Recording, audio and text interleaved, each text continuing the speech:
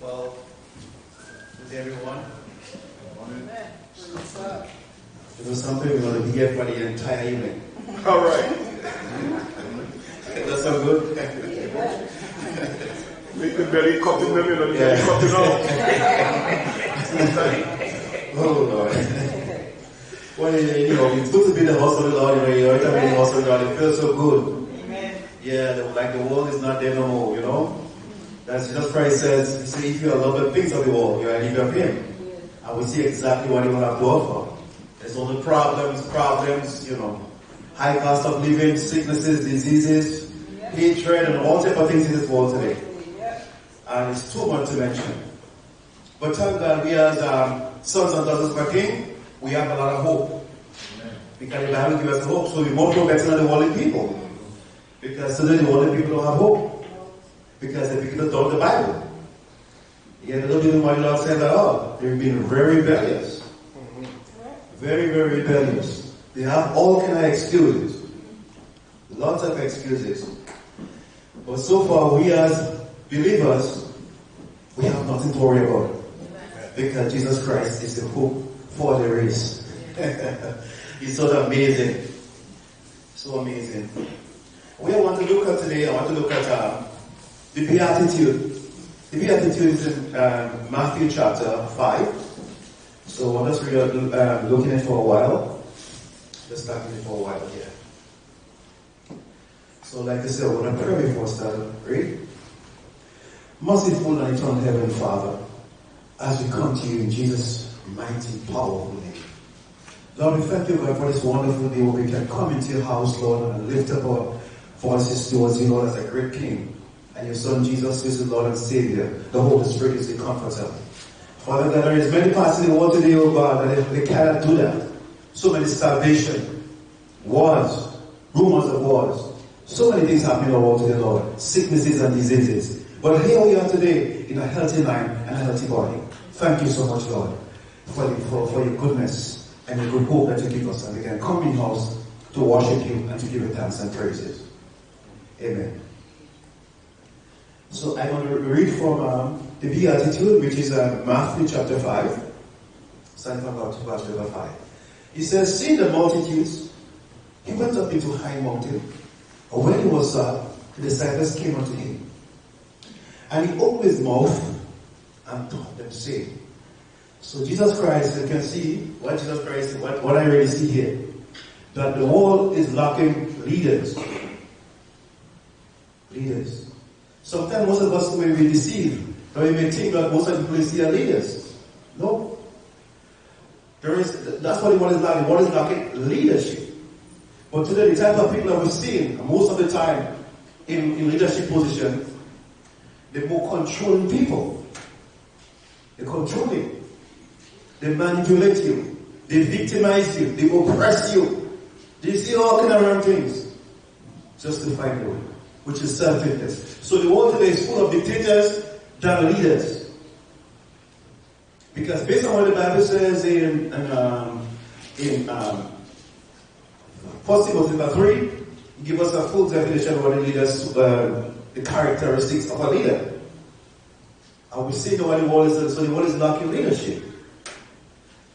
And Jesus Christ come to bring us back what we lost. So, as most people today, most leaders today, anytime they say they call themselves leaders, they put themselves on a pedestal. And they want to make us believe that they know better than you and I. Just because they may have a little information more than you, more than us, they feel that they're better than us. But to see a true leader is very simple. He's very humble, he's very meek, he's very caring, he's very loving. And he always speaks to you, but you have to identify a leader because it's very simple. Very, very simple. A true leader you don't see a true leader smoke. He don't drink alcohol. He's very normal. Very, very normal. As this man, he was an alcoholic. When he was getting intoxicated, he killed his wife. He ended up in jail. When he recovered. So now you want to blame it on the alcohol. So you see, always good to have a sober mind. So the Lord wants us to be sober all the time. Be sober. So I would tell myself, growing up as a young man, I said I don't want nothing to enhance my ability.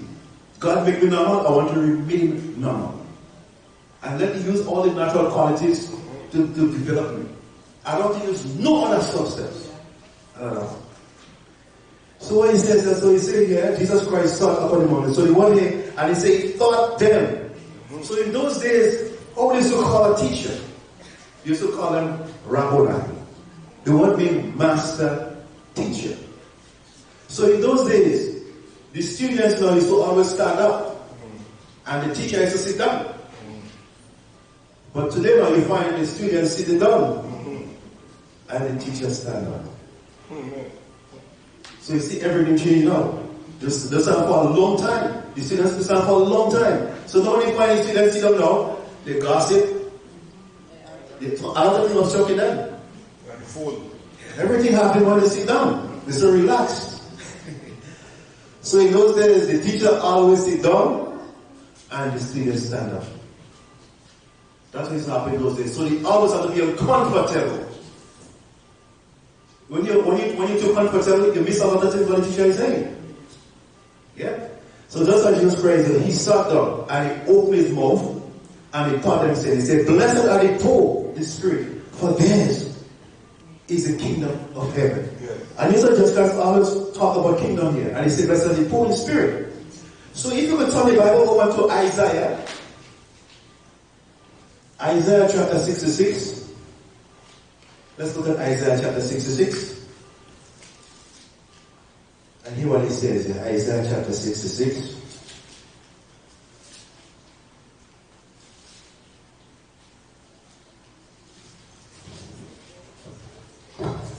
Isaiah chapter 66. And we don't see what he says here, what the Bible says about this verse of scripture there.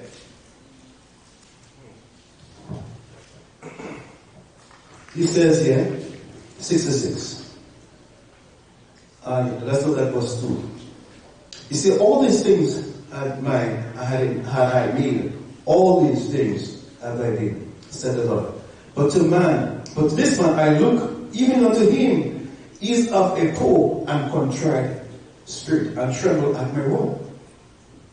So when I look at the word contrite, so you see Jesus Christ, when he uses the word poor, he's not talking about you don't have money, you don't have wealth, you don't have certain things like that. He's not talking about that. So today, a lot of people accept Jesus Christ, but they never change.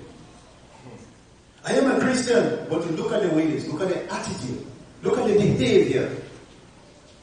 And when you say a poor and contrite spirit, somebody that feels and expressing remorse, they are afflicted by guilt. So it's something inside of you. You're so sorry for all the things that you do. And you come back and you make a genuine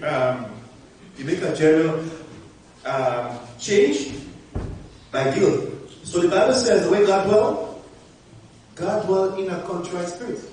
That's what dwell. That's what the Bible says. So when somebody make a genuine change and they decide to turn around from the bad ways, then the Lord sees that this person mean what they say. But today we have so much double standard. When you come to Christ, they want to take part in the worldly stuff, and after come back and take part in the godly stuff. No, they're not also around. So the scripture is saying exactly where God dwells. He dwells in a poor and contrite spirit, so we have to genuinely give up and turn around from all the wicked ways. He said that's where he dwells. That's where he dwells. Because I see it happen to regularly. So many people that come to Christ, they fell. Somebody get pregnant, somebody smoking, somebody drinking, somebody doing same all kind of lifestyle, and they still come back and pray. But the scripture says you cannot serve two masters at the same time. No, you can't. You can't serve two masters at the same time. Only one. The Bible says, let's look at, if you look at Proverbs chapter 25, let's look at Proverbs chapter 25 for a while. Proverbs 25. Yes, right. 25. Just for a while. You want to come back there.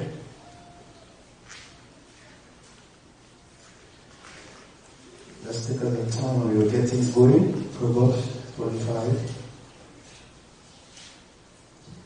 16 and 25.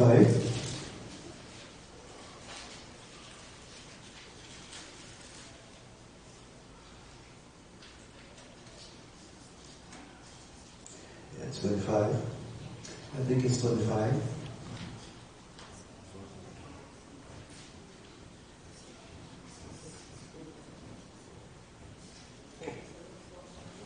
Just 1 minute.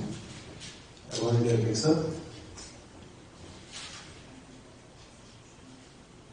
Yeah, Proverbs 16 and 25. We're going to look at Proverbs 16 and 16 and 25. Yeah, chapter 16 and verse 25. It says here, there is a way that seemeth right unto a man, but the end thereof are the ways of death. Today every man is right in his own way. He's right in his own way. But there's only one right, and it's God's way. Some people say, okay, I'm right, and they give you all kind of different explanation. All kind of different explanation they give it. And they forget the word of God. So this is the mistake they're making. Yes, a lot of things are coming to our minds, and because that is the truth. But it's not the truth, because God only has one way. So he said the way that most people choose is going to lead to death. And this death, what he's talking about, is eternal punishment, what the Bible says, according to the book of Revelation, in the lake of fire. That is the second death. But today, we as most worldly people think today, they have all this kind of material things, they have money, they have a vehicle, all this type of different stuff, and they feel so good. And all of us suddenly they caught up. They die. So we don't need, so what people don't realize, when we die, the spirit does leave this body. Yes. It does leave the body. Mm-hmm. You don't die yet. The body dead, but the spirit's alive. Yes. So a lot of people think when they're dead, that is not true. Mm-hmm. That is not true at all. Sometimes when we dream, we see ourselves in places where we never went. Like you in Canada here, and you're dreaming back in St. Vincent and in Grenada. Isn't that amazing? You've seen the real you. That's the real you. So when the soul leaves that body, that's what happening. Yeah. One guy was giving a testimony. He and his wife went to Europe one time, and he said something happened. The guy gets sick, and they pronounced it dead. So he said the wife was lying on him, and the wife was crying, and he sees himself suspect up in the air. So he wondered, what you doing? So you see, when he walked, and on the other side, he saw some people. And they called him and said, come over here. And when he went over, he said they beat him real bad. They beat him. Such a beating. And he said, he saw this man appear to him. The man inside a bubble. And he dressed in white. And the man told him to pray. So he said the only thing he remembers as a boy, when he went to Sunday school, and he said, Jesus loved the little children. That's what the song he remember. And he sung that song. And he came back. God gave him another chance. So you see now, a lot of people think when they're dead, they're done. That is not true. Look at it. It says, so the man was saying, he was wondering what happened to people like Hitler and all these other men and them. What happened to them because they were so evil? Because he gets such a bad licking from his people are calling. So that was his what he told them what he experienced on the other side. On the other side. So you see, there is a way that seemeth right on every man, but as the end of is the way of death. Yes. It's the way of death. So Jesus Christ says, blessed are the poor in spirit, for death is the kingdom of heaven. So we know as believers, the Bible says that Jesus Christ offers his kingdom. So when you talk about kingdom, you can't be a member of that kingdom. You have to be a son or a daughter in order to inherit what the king has. Jesus Christ come and tell us exactly what to do in order for you to inherit the kingdom. Now you go back to the book of Genesis, which we studied with Adam and Eve. We heard the story all the time. Adam and Eve eat an apple over and over. But the Bible is saying here in the book of Genesis that Adam rebelled against the government of heaven. That's what he did. So now in a country that run by a king, usually the king never beat him because the king is not omnipresent. So what the king does have, because we call it colonization, the king will have somebody they call a governor. So the governor is the one that works with all the instruction and information of the king. So you reach me, there is no coexistence there. So if you rebel against the king, you get your independence from the king. The governor no longer there. The governor to leave. Because you take your independence, but you can rule yourself. So what Adam lost the kingdom. So when they lost you, they rebel against the government of heaven. When Satan come and tame them, he rebelled against the government. Then the Holy Spirit left. Which is the governor. He left. So now Jesus Christ come back to bring what we lost, what Adam lost, he come and he bring that back for us. So that's why he told you when he started to leave you, I want to leave you comfortless. I'm going to send the Holy Spirit. And he said, when he comes, he's going to lead us into all truth. So heaven is a country. It's a place. And every country have laws. Every country have laws. So what Jesus Christ is saying, he come back to bring about the laws for us. But people barely read the manual. So that will happen here. So he come and he will just reiterate everything for them, And he said before, he said, blessed are they that mourn, for they shall be comforted. Mourn.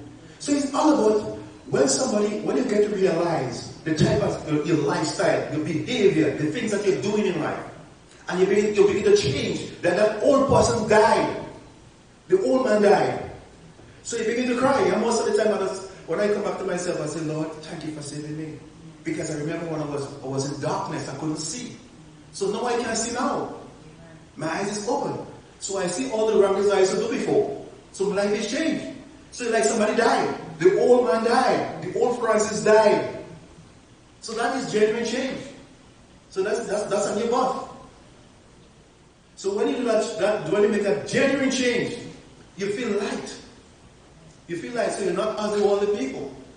So when people hear they use the word wall, they be thinking about the trees, the soil. He's not talking about it. He's talking about the system of the world.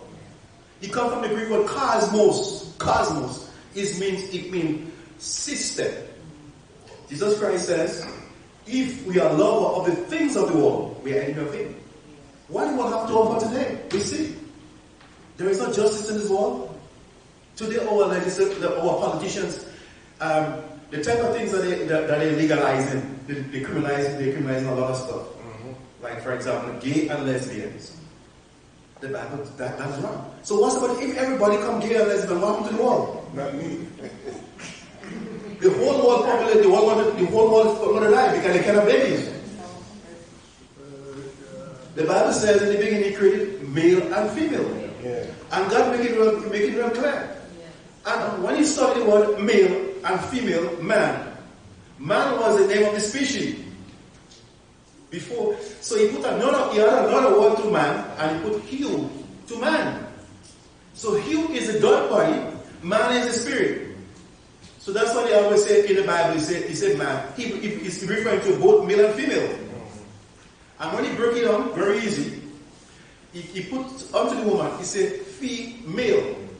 So the male part still remain. But when he said it means fetus, the baby in the uterus. So the man have the seed. So when the man come together with a woman, he plant the seed. And want to get a fetus, a baby. So that's how you call it female. Now the children say she-male. The whole children say she-male, no female no way. So if a man change his sex, they call it she-male. Is that she? Everything changed. They changed everything now. So you have to be very careful. Mm-hmm. So when the Bible talks about, he said that now our English version of the Bible says that he take out a rib from man. But the Hebrew version says he take out a part from man. So that's what they get the idea how to clone people. Cloning. Because they see it from man. So when the Bible talks, the words of them is very profound. They have a lot of meaning. So the Bible is not just a simple book. The Bible is a profound book. And the things that the words of them is really true. So if we continue the trend that the world take, we're going to get very corrupted. And is that what the enemy Satan wants? Today, now, the enemy now is coming into society and into the politician and them. Because most of the legislators are there. Most of them are gay. So if you get where they're making the law, or when these people are coming to the church and they want to infiltrate the church, they open all the laws in the church. And when they begin to elect to come at the cost of the church, then they go there. And the church begins to march up. So that's what they're doing to government right now. That's what they're doing to government right now. All the evil things that God rejected, that's what they bring back. So now, they come to interfere the law of God. The law of God, now they can't get to the source, because if they have to change the law, you have to get to the source of the law. So they can't get to God, so they make their own law. So they call it democracy, when the people make the law. The people make the law. So they call them legislators. So that's what we have here today. So Jesus Christ comes up and he says, talking about the kingdom of God. So the kingdom of God, heaven is a place, is a country, and every country have laws. So God is reminding us about all his laws here. He bring back. So you say, blessed are the meek, for they shall inherit the earth. When you use the word meek, it means to come down from a high horse and come down to earth. When I look at human beings, human beings are amazing creatures. Very wonderful, outstanding, beautiful. God didn't make a mistake. But man now trying to condemn. Now, when you look at complexion is very good. Now I see people build houses back in Grenada, and when they finish building the house, based on the location, they paint the house. So they have different paint for the weather. What some of the people that live in a hot country? They need a certain complexion for that. The people that live in a cold country, they need a certain complexion because of the weather. No, they make it a type of lawn based on the complexion. God didn't make a mistake. Those people that live in hot countries, they need dark complexion because of the sunlight, the rays of the sun. So that is not a problem. God knows what He's doing. All human beings are wonderful, wonderful people, outstanding. I have no fault in human. God is so good. So all these type of things that man trying to interject into human's mind to corrupt the mind, to cause division. Because if those of us that do human biology, you talk about the characteristics of human being. They all are the same. They all have the same glands in them. The same endocrine glands. They have everything. So I don't see why that should be a problem. God didn't make a mistake. He says the meek shall inherit the earth. So now we see that part. He said the meek shall inherit the earth. A lot of us think about going to heaven. Any? You think I'm going to heaven? But Jesus Christ says He's going to come and restore His earth. So when you be a meek person is very respectable, very honest. Someone have a good integrity. People that love people, care for people. Don't steal from them, don't lie to them, care for them. And could you imagine today, people that profess to be Christians, they have this attitude. They steal lies, they tell a lot of lies, they don't care, they want to trample on people. People that profess to be godly people, they don't care. They messed up. But God has us to come down to earth. Come down to earth. Jesus Christ was a down-to-earth man. Pedestal. Look, as I said before, look at some pastors today. Some pastors today. I'm not calling them pastors there. But all of us, the Lord, people see what they're doing. The type of cars they drive. As this lady asked this pastor for a lift, she wanted to go to church. The pastor told her, he doesn't do that. I don't give him a ride. He told her I didn't give him a ride. Which is wrong. They want to be on top of this pedestal and people to worship them. Somebody with all them different clothes they wear. Collar backward, long black gowns, all different color, big brand hat. They want the best, most expensive car. I don't say they're good. But we all are the same people. We are the same people. And the first thing I will tell you, don't touch the Lord Almighty. Don't touch the Lord Almighty. That's a lie. Even though they're messing up, even though they're messing up, you see them messing up, you say, don't touch the Lord Almighty. God is talking about, say, come down to us. Be humble. Care for people. I was always saying this, when I look at the definition of pastors. A pastor is a caretaker. He's a caretaker. He's a caretaker. One who cares for God's people. It's like a nurse. You know, you have to have the eyes to look up at all the other brothers and sisters and make sure everything good. And when I look at that man, they called, I was reading that book, 101 Things All Leaders Should Know. And he was making this man called General Norman Schwarzkopf. He was a general in the American Army. And when he fought in the American War, and he fought in Iraq, and he was talking about something good thing about the man. They gave him one of the worst platoon when he was in Vietnam. Worst, 40 men in the platoon. And that man, he knows each and every soldier individually. He knows all what they're capable of doing. One day, a soldier was walking through a field, and he walked on a mine, and the mine exploded, and he was seriously injured. They told him about it. He told him to stay there, leave it. He took the helicopter and he went in. He walked on the same area, and he got retrieve the soldier. He put down his rank. That's what they call a leader. No, they say give no orders and say go there and do it.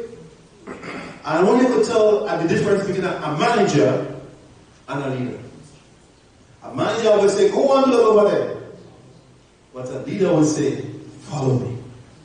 Follow me. And you understand, that is supposed to be, you're not supposed to put yourself on that pedestal. We're supposed to be humble. Very humble. And some of the leaders always tell themselves, if there is, the only way is their way. The only way is their way. And we see it happening today. So Jesus Christ wants us to be very meek. He wants us to be humble. Don't be off. He said, blessed are they which do hunger and thirst after righteousness, for they shall be filled. So you see, righteousness doesn't just come like that.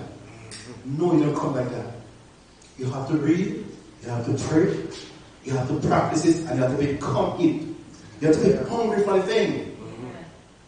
If righteousness is something that you want, it's not a want, it's a need. You need that thing. Righteousness is very good.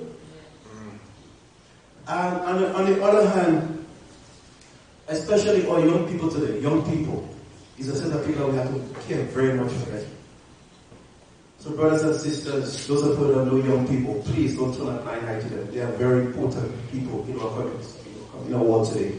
Because they are the one to take up after we.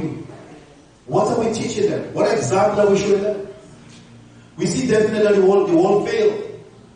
The world give them alcohol, give them drugs, all kind of filthiness in our society, bad music, lawlessness in our community.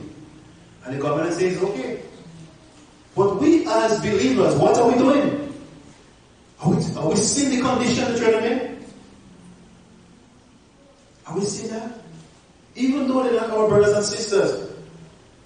But in the eyes of God, they are. We have to care for them. Teach them. Because they're still young. And when we leave, they are the ones to take responsibility. If we don't teach them the right thing, they won't take nothing. The Bible said, train the child when he to come. I passed one time by this lady's house. That mother was sweating for them kids and he was cussing up till long. I was shocked when I heard that. Swearing. Call them all kind of names. All kind of names. Sometimes you was shocked to hear the type of names some parents may call their children. You may shocked. Oh, you're no good. You'll never make it. You're just like your father. You're just like your father. All kind of names they may call them. You will never make it in life. You're smoking, you're drinking, what you want to respect, you want to compete. The best thing you want to tell a child when you may have a kids, tell them good things. Fool the hell up with good things. Don't condemn them. When you condemn them, it's like you train bad manual. When you want to fertilize a child, you have to fertilize them with good words.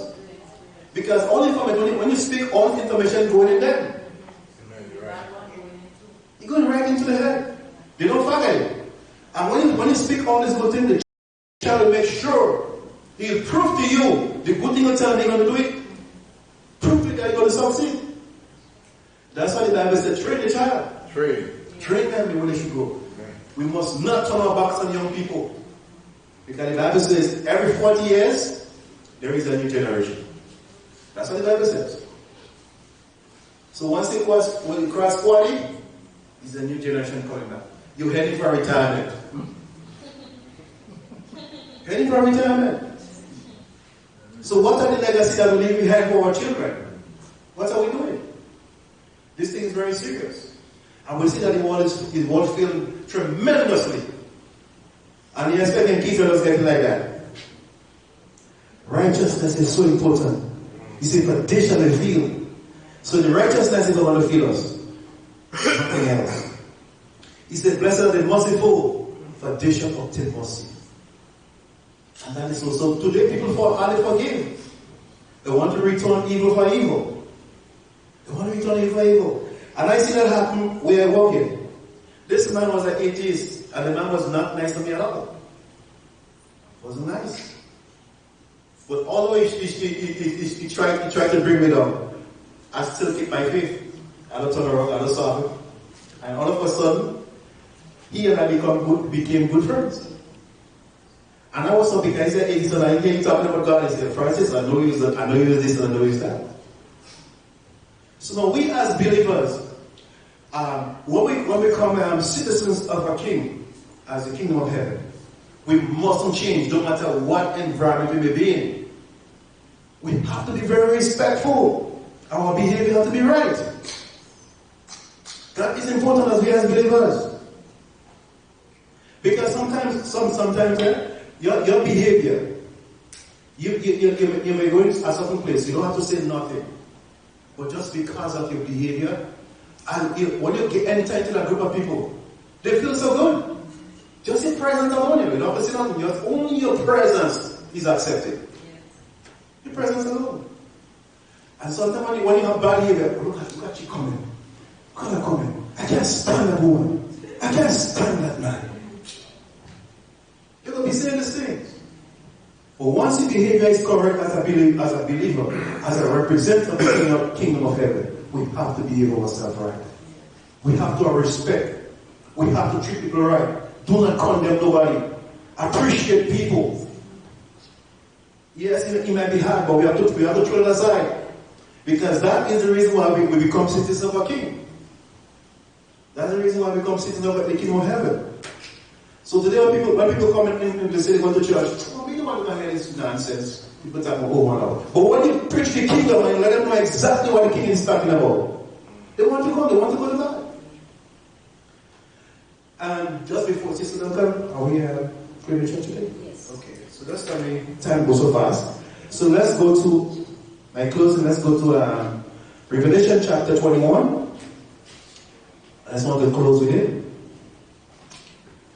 Revelation chapter 21. So I want us to remember the youth today. Do not condemn them, do not curse them. Always have something good to say to them. You hear what he says here in Revelation chapter 21? He said, and I saw a new heaven and a new earth.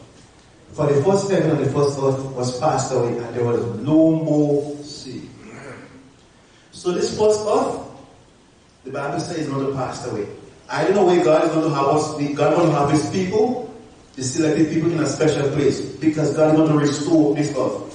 He said the first heaven and the first earth. When he talk about the first heaven, he's not talking about where God dwells. He's talking about the atmospheric heaven. Because that's when Satan was cast, so that's where he was. That's where we are today. He said the first heaven and the first was passed away, and there was no more sea. So the big ocean we see today is going to be history. And he said, I, John, saw the holy city, New Jerusalem, coming down from God out of heaven, prepared as a bride adorned for her husband. So those confusion and conflict that they're making for over in the Middle East, as they call it, they're fighting for Jerusalem, they're fighting for this land, the holy city. God already prepared a new one. He already paid for a new one. And he says that bride adorns herself for her husband. So just imagine when a woman getting married, how she was preparing herself. So God compared the preparation as a bride. He says, and I heard a great voice of the heaven saying, behold, the tabernacle of God is with men, and he will dwell with them, and they shall be his people, and God himself shall be with them, and be their God. So we're going to see the Heavenly Father when we make it. We're going to see him. And I like what he said for here. He said, God shall wipe away all the tears from their eyes, and there shall be no more death. No more death. He said, that any sorrow, that any cry, there shall be any more pain, for the former things are passed away. So all these things are going to be history. Brothers and sisters, we have hope here. Amen. Let's hold on to God. Let's be real with God. Let's be honest. Let's treat our brothers and sisters right. Preach the word. Win souls for the kingdom of heaven. And that's what God wants us to do. And he said, he that sat upon the throne, he said, behold, I make all things new. And he said unto me, right, for this was a true and faithful. And he said unto me, it is done. I am the Alpha and the Omega, the beginning and the end. I will give unto him that is a thirst of the fountain of water of life freely. But he makes some other points here. And he said, he that overcometh shall inherit all things. That's all things. And I will be his God, and he shall be my son. And he said, but the fearful, the unbelieving, the abominable, the murderers, whoremongers, sorcerers, adulterers, and all liars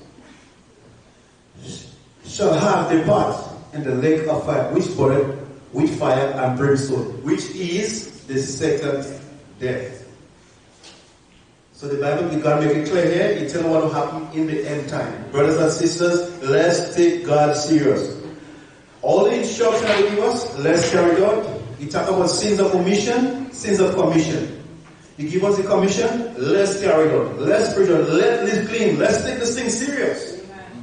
I tell you, there's a lot of problem, there's a lot of fault with most believers. They don't follow the truth.